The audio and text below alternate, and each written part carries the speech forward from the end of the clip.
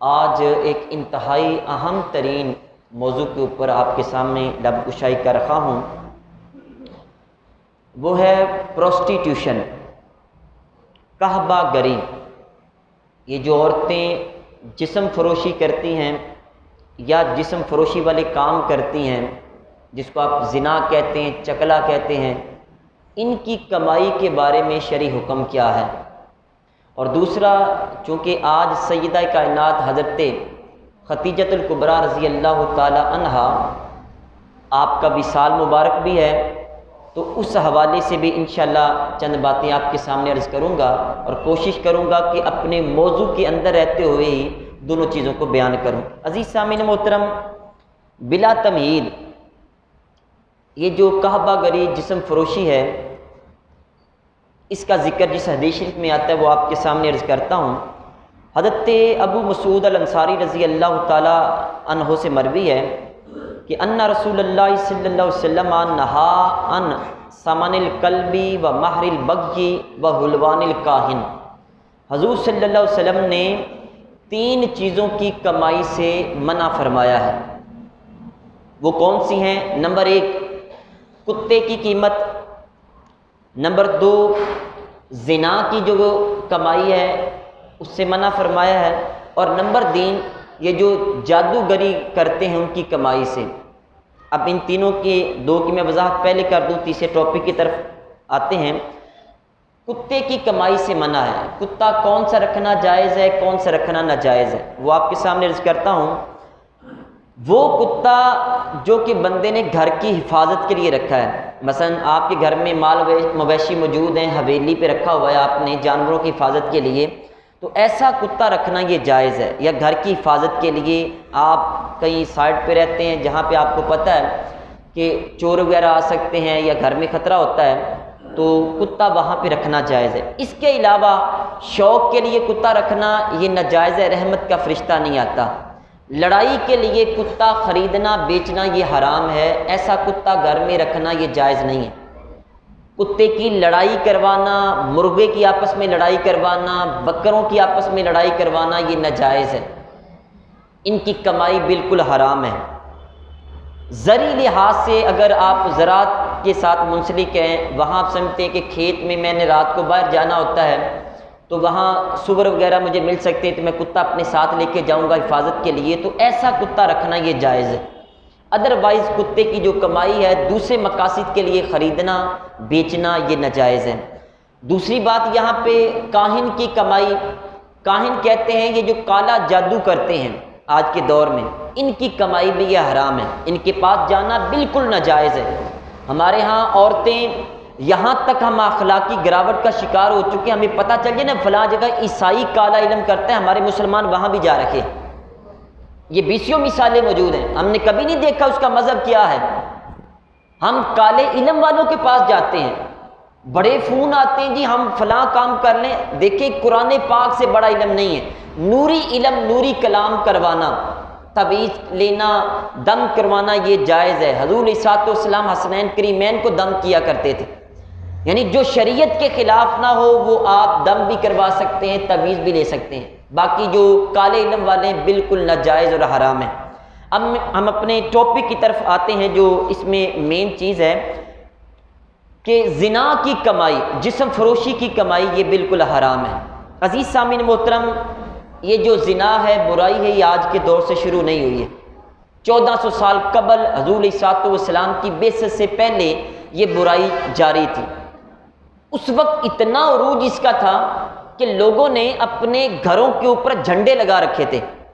جو جتنی بڑی قحبہ فروشی کا کاروبار کرنے والی ہوتی تھی، چکلا چلانے والی، وہ اتنا بڑا جھنڈا لگا کے رکھتی تھی۔ دور سے لوگوں کو نظر آتا کہ فلاں گھر کے اندر زنا وہ کھلے عام ہوتا ہے، پیسے دے کے ہم جسم فروشی وہ کرتے ہیں، تو وہ اس کے گھر میں پہنچ جاتے تھے۔ یہاں تک کہ جن لوگوں نے لونڈیاں گھر میں رکھی تھی، عورتیں خریدی جاتی ہیں، گھروں میں رکھی جاتی ہیں، لونڈی اس کو کہتے ہیں، باندی کہتے ہیں، وہ اپنی باندیوں سے یہ کام کرواتے ہیں، اور ان کے لیے وہ لفظ مواخیر استعمال ہوتا، جنہوں نے اپنے گھروں میں وہ لونڈیاں رکھی ہوتی جو باہر سے جسم فروشی کر کے پیسے کما کے اپنے مالکوں کو دیتی تھی۔ اور یہ کام بڑے عروج کے اوپر تھا۔ ایون کہ قرآن پاک میں اللہ تبارک و تعالیٰ نے اس کام کے بارے میں واضح فرمایا، لونڈیوں کے بارے میں فرمایا وَلَا تُكْرِهُ فَتَيَاتِكُمْ عَلَى الْبِغَاءِ إِنْ أَرَدْنَا تَحَصُّنًا لِتَبْتَغُوا عَرَضَ الْحَيَاةِ الدُّنْيَا وَمَن يُكْرِهْهُنَّ فَإِنَّ اللَّهَ مِن بَعْدِ إِكْرَاهِهِنَّ غَفُورٌ رَحِيمٌ۔ اللہ تبارک و تعالیٰ نے فرمایا کہ اگر وہ لونڈیاں، وہ غلام جو تمہاری عورتیں جو خریدی ہوئی ہیں، اگر وہ پاک دامنی کا مظاہرہ کریں تو ان کو زنا کے اوپر مجبور نہ کرو، زنا نہ کرواؤ ان سے، تاکہ تم دنیاوی زندگی کا کچھ پیسہ کما لو۔ وَمَن يُكْرِهُنَّ، جو ان کو مجبور کرے گا اپنی لونڈیوں کی اس کے اوپر، فَإِنَّ اللَّهَ مِن بَعْدِ إِكْرَاهِهِنَّ غَفُورٌ رَحِيمٌ، تو ان کے مجبور کرنے کے بعد اللہ بڑا غفور رحیم ہے۔ یعنی اس آیت کا مطلب یہ ہے اگر ایک لونڈی وہ زنا نہیں کروانا چاہتی تو اس کا مالک اگر اس کو مجبور کرے گا تو اللہ تبارک و تعالیٰ کا یہ فرمان ہے کہ میں اس لونڈی کو تو معاف کر دوں گا لیکن مالک کو معاف نہیں کروں گا۔ پھر عزیز سامعین محترم، اس سے آگے چلیں کہ یہ کبھی کام تجارت کے طور پر بھی کیا جاتا تھا، اور اس کا سب سے بڑا جو کاروباری بندہ تھا وہ رئیس المنافقین عبداللہ بن ابی تھا۔ مدینہ شریف میں اس کا بڑا کاروبار تھا اور یہ کام کرواتا تھا، چکلے ہاؤس اس نے کھولے ہوئے تھے، کعبہ گری کرواتا تھا، وہاں پہ عورتوں کو یہ ڈیل کرواتا تھا۔ یہ کام مدینہ شریف میں بھی عروج کے اوپر تھا، اور پاک دامن عورتوں کو اس کام پہ مجبور کیا کرتے تھے۔ عزیز سامعین محترم، یہ جسم فروشی اس کا کام عروج پر تھا۔ ایک مرتبہ یہی حضرت عبداللہ بن عباس رضی اللہ تعالیٰ عنہ روایت کرتے ہیں کہ یہ رئیس المنافقین عبداللہ بن ابی سلول یہ حضور صلی اللہ علیہ وآلہ وسلم کی بارگاہ میں حاضر ہوا، آ کے کہتے ہیں حضور جو لونڈی معاذہ ہے، یہ اس لڑکی کا نام تھا، یہ جو معاذہ لونڈی ہے آپ اس کو اجازت دے دیں کہ یہ اپنا جسم فروش کرنا شروع کر دے، یعنی یہ زنا کروائے اور اس کی کمائی یہ لے کے آئے، کیونکہ یہ یتیم بچوں کی لونڈی ہے، وراثت میں ملی تھی، تو یتیم بچوں کی یہ لونڈی ہے، آپ اس کو اجازت دے دیں تاکہ یہ روزی کمائے گی، بچوں کو فائدہ ہوگا۔ میرے کریم آقا صلی اللہ علیہ وسلم نے یک لخت دو ٹوک الفاظ میں انکار کر دیا، فرمایا یہ بالکل حرام ہے، اور قیامت تک کے لیے اس کاروبار کو حرام قرار دے دیا، یہ بالکل بھی یہ جائز نہیں ہے۔ عزیز سامعین محترم، زمانہ جاہلیت کے اندر یہ کام بڑے عروج کے اوپر تھا کہ لوگوں نے اپنے گھروں میں جھنڈے لگا رکھے تھے، اس وقت اسلام نہیں تھا، دین نہیں تھا، یہ کام عروج کے اوپر تھا۔ لیکن یہ قبل از اسلام کی میں نے باتیں آپ کے سامنے عرض کی، لیکن موجودہ دور میں اگر دیکھا جائے کافی سارے ایسے پڑھے لکھے لوگ ہیں، تعلیم یافتہ طبقہ جس کو ہم لرنڈ پرسن کہتے ہیں، ایجوکیٹڈ کہتے ہیں، ویل سویلائزڈ کہتے ہیں، جن کو ہم لبرل کہتے ہیں، روشن خیال کہتے ہیں، یہ لوگ بھی آج آپ کو اس کاروبار کے ساتھ منسلک نظر آتے ہیں۔ ان کی تعلیم ان کو ہدایت نہیں دیتی ہے، اور وہ طرح طرح کے طریقوں سے اس کاروبار کو جائز قرار دیتے ہیں۔ دیکھیں، ایک ہے ڈائریکٹ جسم فروشی کروانا، زنا کروانا، ایک ہے وہ چیزیں کام کرنا جو زنا کی طرف بندے کو دعوت دیتی ہیں۔ مثلا اس کے اندر جو علماء نے لکھا ماڈلنگ کرنا، یہ بھی کعبہ گری اور چکلا ہاؤس کے اندر اس کو بھی شمار کیا جاتا ہے، کیونکہ عورتیں ماڈلنگ کے اندر طرح طرح کے کپڑے پہن کے اور پھر اپنے جسم کی نمائش کرتی ہیں۔ دیکھیں ان کو پیسے کس بات کے ملتے ہیں؟ اپنے جسم کی نمائش کے ملتے ہیں۔ اگر وہ جسم نہ دکھائیں، اپنا چہرہ نہ دکھائیں تو پیسے کہاں سے لے گی؟ اب یہاں پہ یہ کہنا جی ہم تو اپنے برانڈ کی وہ تشہیر کرتے ہیں، مشہوری کرتے ہیں۔ دیکھیں یہ کام روبوٹ بھی تو کر سکتے ہیں نا، سادہ انداز میں کپڑوں کی ویسے بھی تو نمائش کر سکتے ہیں۔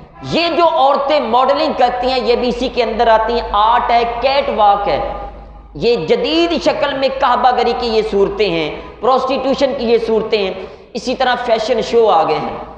اور پھر یہاں پہ میں آپ سے عرض کروں، ہمارے معاشرے میں کچھ الفاظ کو ملمع سازی کر کے ان کے پچھلے الفاظ کو غائب کر کے نئے لفظوں کے ساتھ ہمارے سامنے دنیا آ گئی ہے، اور پھر ان کو قوم کی بیٹیاں کہا جا رکھا ہے، فنکارہ، اداکارہ، گلوکارہ، یہ قوم کی بیٹیاں ہیں، ان کو ایوارڈ دیا جا رکھے ہیں، ان کو اپنے ایمبیسڈر بنایا جا رکھا ہے، اور یہ جو جتنے بھی رب رسول کی حدود کو توڑنے والی ہیں ان کو اعزاز دیے جا رکھے ہیں، ان کے لیے بڑے بڑے وہ تعزیتی بعد میں پروگرام رکھے جاتے ہیں۔ عزیز سامعین محترم، ان کی کمائی بالکل جائز نہیں ہے۔ یہ اس دور میں اسی ضمن میں آتے ہیں کہ جو جسمانی نمائش کر کے جو عورت یا لڑکی جو پیسے کماتی ہے اس کے لیے بالکل یہ جائز نہیں ہے۔ دیکھیں قرآن پاک میں اللہ تعالیٰ کا ارشاد ہے، فرمایا کہ لا تقربوا الزنا، اللہ تعالیٰ فرماتا ہے زنا کے قریب نہ جاؤ۔ اب ڈائریکٹ یہ اللہ تعالیٰ نے نہیں فرمایا ہے کہ لا تزنوا، تم زنا نہ کرو، بلکہ یہ فرمایا زنا کے قریب نہ جاؤ۔ اب ڈائریکٹ یہ بھی فرمایا جیسے زنا نہ کرو، لیکن فرمایا زنا کے قریب نہ جاؤ، مطلب وہ کام جو زنا کی طرف دعوت دیتے ہیں وہ تمام زنا کے زمرے میں آتے ہیں۔ اگر کوئی کیٹ واک کرتی ہے، ماڈلنگ کرتی ہے، فیشن شو کرتی ہے، یا اور کوئی جسم کی نمائش والا کام کرتی ہے عورت، یا جہاں اس کے جسم کو برہنہ دیکھا جا سکتا ہے، کچھ پارٹس کو بھی دیکھا جا سکتا ہے، اور اس ضمن میں اس کو شو پیس بنا کے کہیں کھڑا کر دیا جائے اور وہ کہے کہ میں یہ کمائی کر رکھی ہوں، یہ ساری کی ساری چیزیں دوائی زنا میں آتی ہیں، زنا کی دعوت دینے والے کاموں میں آتی ہیں، ان کی کمائی بالکل ناجائز ہے۔ چونکہ ہم تجارت کے ٹاپک سے آپ کے سامنے عرض کر رہا ہوں تو یہ بھی ہم پیسہ کمانے کے یہ ذریعہ ہے اور اس کو ہم بڑی شد و مت سے جائز قرار دیتے ہیں۔ اسی طرح وہ تمام کام دوائی زنا میں آتے ہیں، مثلا کسی لڑکی کے ساتھ غیر محرم کے ساتھ جس کا آپ کا رشتہ کوئی نہیں ہے، نہ سگی بہن ہے، نہ ماں ہے، نہ وہ بیٹی ہے، نہ بیوی ہے، اس کے علاوہ وہ ہے جس کے ساتھ آپ کی شادی ہو سکتی ہے، آپ اس کو SMS کریں یہ بھی حرام ہے، آپ اس کے ساتھ فون پہ کال پہ بات کریں یہ بھی حرام ہے، میٹھی میٹھی باتیں کرنا اس طرح کرنا یہ بھی حرام ہے۔ لیکن آج ہم نے کبھی اس پہ غور نہیں کیا۔ ہمارے ہاں اگر کسی کو منع کیا جائے تو پہلی بات یہ نہیں جی وہ میری بہن ہے، بھائی کیا رب رسول کو نہیں پتا تھا کہ بندہ بہن بھی کہہ سکتا ہے؟ جب میرے رب نے کہہ دیا کہ یہ تمہاری بہن وہ ہے جو تمہارے ساتھ ماں کے پیٹ سے مل کے پیدا ہوئی ہے، باقی کوئی بہن نہیں ہو سکتی ہے، جی وہ بہت نیک ہے، تو نیک کیا تمہاری بہن نیک نہیں ہے؟ اپنی بہن کے ساتھ دکھ سکھ کی باتیں کر سکتے ہیں۔ ماں بہن بیٹی کو ہم ٹائم ہی نہیں دیتے ہیں، ہمارے یہاں فیملی کو ٹائم دینے کا رواج ختم ہو چکا ہے۔ 7 سمندر پار ہم لڑکیوں سے باتیں کر کے ان کے دل کو تسلیاں دیتے ہیں، ان کے دکھ سکھ سنتے ہیں، گھر میں جو بیٹھی ہماری بہن ہے کبھی اسے بات کرنا بھی گوارا نہیں کیا۔ دیکھیں دوائی زنا جو ہیں ان سے بھی اسلام منع کرتا ہے۔ پھر عزیز سامعین محترم یہاں اسی ضمن میں گانے باجے کی کمائی بھی آتی ہے۔ میرے کریم آقا صلی اللہ علیہ وسلم نے گانے کے بارے میں فرمایا الغنا ينبت النفاق فی القلب کما ينبت الماء الزرع، فرمایا کہ گانا دل کے اندر منافقت کو نفاق کو اس طرح پیدا کرتا ہے جیسے پانی وہ کھیتی کو پیدا کرتا ہے۔ 4 دن کہیں بارش ہو جائے پانی کھڑا ہو جائے تو وہاں سے طرح طرح کی جڑی بوٹیاں اگاتی ہیں۔ کھیتوں کے اندر سبزہ اس وقت اگتا ہے جب پانی ان کو دیا جائے، تو جب دلوں کے اندر گانے کی بو جاتی ہے، گانے کی آواز جاتی کانوں کے ذریعے دل میں اترتی ہے تو دلوں میں منافقت پیدا ہو جاتی ہے۔ آج ہمارے نوجوان یہ کہتے ہیں جب تک میں موسیقی نہ سنوں مجھے سکون نہیں ملتا، اور ایک بدبخت طبقہ ایسا ہے جنہوں نے یہ کہنا شروع کر دیا ہے کہ موسیقی روح کی غذا ہے، جبکہ میرا رب کہتا ہے کہ میں نے دلوں کا چین اور قرار اپنے ذکر میں رکھا ہے۔ جتنا مرضی دوڑ لو بندے کو کبھی سکون نہیں ملے گا۔ میں نے اپنی زندگی میں دیکھا بہت زیادہ لوگ دائیں بائیں آوارہ گردی کرتے ہیں اور بہت زیادہ وہ دنیا کے اندر مگن ہو جاتے ہیں، بڑی رنگینیاں دیکھتے ہیں، آخر کار میں نے یہی دیکھا ہے ان دا اینڈ کہ وہ لوگ مسجد کے اندر آتے ہیں پھر ان کو سکون ملتا ہے۔ میں نے اپنے کانوں سے سنا یہ الفاظ کہتے ہوئے کہ ہم نے اپنی ساری زندگی ضائع کر دی، کاش کہ پہلے اللہ کی بارگاہ میں آ جاتے، اور کئی ایسے ہوتے ہیں جن کو ٹائم ہی نہیں ملتا ہے۔ عزیز سامعین محترم یہاں ایک اور روایت آپ کے سامنے عرض کرتا ہوں۔ میرے کریم آقا صلی اللہ علیہ وسلم نے فرمایا کہ لا تبیع الکینات، فرمایا کہ گانا بجانے والی عورتوں کو نہ فروخت کرو، ولا تشتروہن، نہ ان کو خریدو، ولا تعلموہن، نہ ان کو گانا سکھاؤ، وثمنہن حرام، ان تمام کی کمائی حرام ہے۔ آج میں آپ سے عرض کروں موسیقی سکھانے کے بڑے بڑے ادارے بھی بن چکے ہیں، بلکہ بعض جو برانڈ کے سکول ہیں وہاں پہ باقاعدہ موسیقی کی کلاسیں ہوتی ہیں۔ اور وہاں بیٹیوں کو یہ سکھایا جا رہا ہے، ڈانس سکھایا جا رہا ہے۔ دیکھیں وہ جو پیریڈ ایک سکول کی پوری کمائی حلال ہے، اگر یہ پیریڈ وہاں پہ لگا ہو، اس کی وجہ سے سارے سکول کی کمائی حرام ہو جائے گی، کیونکہ یہ حرام کام، اس کی قیمت حرام ہے۔ اور پھر میں یہاں پہ آپ سے ایک پہلو عرض کرنا چاہتا ہوں، ہمارے ہاں جو عورتیں گمراہ ہو کے جسم فروشی کرواتی ہیں، زنا کرواتی ہیں، ان کی طرف سے سب سے بڑا ایک جملہ ہوتا ہے، جی ہم مجبور ہیں۔ آپ کسی سے بھی بات کر لیں، پوچھ لیں اس سے، وہ یہی کہیں گی، نہیں جی ہم مجبور ہیں، میرے چھوٹے چھوٹے بچے ہیں، خامند میرا فوت ہو گیا ہے۔ اچھا خامند فوت ہو جائے تو پھر بندہ برائی کرنا شروع کر دے؟ میں آپ کو 20 مثالیں ایسی دے سکتا ہوں معاشرے کی، وہ عورتیں سفید پوش جن کے گھر میں 2 وقت کے کھانے کی روٹی بھی نہیں ہے، ہاتھ بھی نہیں پھیلاتی ہیں اور برائی بھی نہیں کرتی ہیں، اپنی محنت کے ساتھ اپنا بھی پیٹ پالتی، بچوں کا بھی پیٹ پالتی۔ میں آپ سے عرض کروں، کئی عورتیں ایسی ہیں جن کے خامند فوت ہو چکے، کمانے والا کوئی نہیں، لوگوں کے گھروں میں برتن مانج کے وہ گزارا کرتی ہیں۔ اللہ روزی دیتا ہی نہیں دیتا؟ ان کی اولادیں پڑھتی ہیں نہیں پڑھتی ہیں؟ من حرامی تے حجتاں ٹیر، دل میں خود برائی کا شوق ہوتا ہے اور چکلا ہنس چلانا شروع کر دیتی ہیں اور یہ کہتی ہیں کہ ہم مجبور ہیں۔ میں نے یہ دیکھا ہے گھروں میں عورتیں مرغیاں رکھ کے اپنے کاروبار چلا رکھی ہیں، اور گوبر، یہ جو تھاپیاں جسے پنجابی میں کہتے ہیں، یہ بنا کے اپنے بچوں کا پیٹ پالتی ہیں، سلائی کڑھائی کے کام گھروں میں کرتی ہیں، آر کا سلما ستارہ کا کام کر کے اپنے بچوں کو پڑھا بھی رہی ہیں، کام بھی کر رہی ہیں۔ چھوٹی چھوٹی صنعت کاریاں گھر میں بنائی ہوئی ہیں انہوں نے، مسالہ جات کی پیکنگ کرتی ہوئی ہمیں کچھ عورتیں معلوم ہوئی ہیں، اپنے بچوں کا محنت کر کے پیٹ پالتی ہیں۔ گھروں میں بیکریوں کے لیے سموسے بنا کے وہ کاروبار کرتی ہیں۔ عزیز سامعین محترم، ہزاروں مثالیں موجود ہیں۔ وہ جو بہن بیٹی یہ کہتی ہے جی میں مجبور ہوں، مجبور نہیں ہے، پیسہ کمانے کے 2 ذریعے ہیں۔ حضرت مولا علی شیر خدا رضی اللہ تعالیٰ عنہ ایک مرتبہ آپ نے نماز پڑھنے لے کے زرہ پہن رکھی تھی آپ نے، تو ایک یہودی تھا، بڑے غور سے دیکھ رہا تھا، آپ نے کہا نماز کے بعد اس کو گفٹ کر دوں گا۔ جب نماز مکمل آپ پڑھنے لگے اس نے چوری کر لی، بعد میں تحقیق کی، پتہ چلا اس نے چوری کی ہے، وہی بندہ تھا جس کو آپ نے دینے کی نیت کی۔ تو پھر آپ نے اس کو فرمایا کہ مال یہ تیرا تھا، مال تیرا تھا، یہ اب تیرے اوپر ڈیپینڈ کرتا تھا، انحصار تھا کہ حلال طریقے سے حاصل کرتا یا حرام سے حاصل کرتا۔ تھوڑا صبر کر لیتا، نماز کے بعد میں نے تمہیں گفٹ کرنی تھی، تمہارے لیے حلال تھا، تم نے چوری کر لیا، مال تیرا تھا، تم نے حرام سے کما لیا۔ مال ہمارا ہوتا ہے لیکن ہم اس کے لیے 2 طریقے اختیار کرتے ہیں۔ پھر عزیز سامعین محترم، یہاں پہ میں یہ بھی عرض کروں کہ جو مرد حضرات ایسی عورتوں کو اجازت دیتے ہیں کعبہ گری کی، زنا کی یا دوائی زنا کی، سروں سے دوپٹے اترتے ہیں تو اترتے چلے جائیں، اگر کوئی نقاب کے بغیر جاتی ہے تو جانے دیا جاتا ہے، موٹر سائیکل کے پیچھے شو پیس بنا کے اس کو بٹھا دیا جاتا ہے، کبھی ماں بہن بیٹی کو روکا نہیں جاتا، جی دور کے ساتھ چلنا پڑتا ہے۔ یار کس دور کی بات کرتے ہو کہ اللہ رسول کا دور ختم ہو گیا، جو تمہارا دور شروع ہو گیا؟ کلمہ چھوڑ دو محمد عربی صلی اللہ علیہ وسلم کا۔ پھر اگر تم کہتے ہو ہمارا دور آ گیا، دور وہی ہے جو 1400 سال سے لے کر اب تک چلا آ رہا ہے، کوئی نیا دور نہیں آیا ہے، ہر دور دور مصطفیٰ صلی اللہ علیہ وسلم ہے، ہر دور سرکار کا دور ہے، کوئی نیا زمانہ نہیں آیا ہے۔ جو مرد حضرات اپنی عورتوں کو وہ بے پردگی سے نہیں روکتے، بے حیائی سے نہیں روکتے، ان کے لیے میں روایت عرض کرتا ہوں، میرے کریم آقا صلی اللہ علیہ وسلم نے فرمایا ثلاثۃ لا ينظر اللہ تعالی الیہم یوم القیامہ، 3 بدبخت ایسے مرد ہیں جن کے اوپر اللہ تعالیٰ قیامت کے دن نظر رحمت نہیں کرے گا، رحمت کی نظر نہیں ڈالے گا۔ وہ کون سے؟ فرمایا العاق لوالدیہ، نمبر 1 جو ماں باپ کا نافرمان ہے، اللہ قیامت کے دن نظر رحمت نہیں فرمائے گا۔